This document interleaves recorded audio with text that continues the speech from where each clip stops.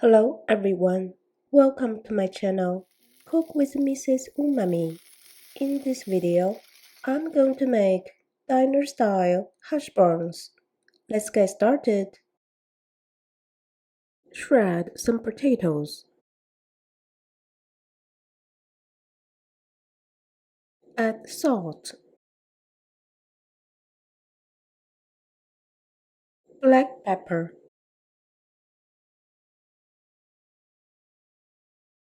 paprika, oregano,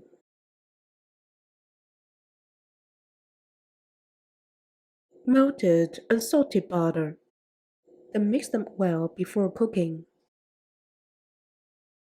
Heat up some vegetable oil at medium heat.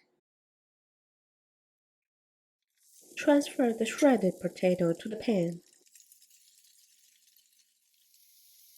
Cook one side for 5 minutes before flipping.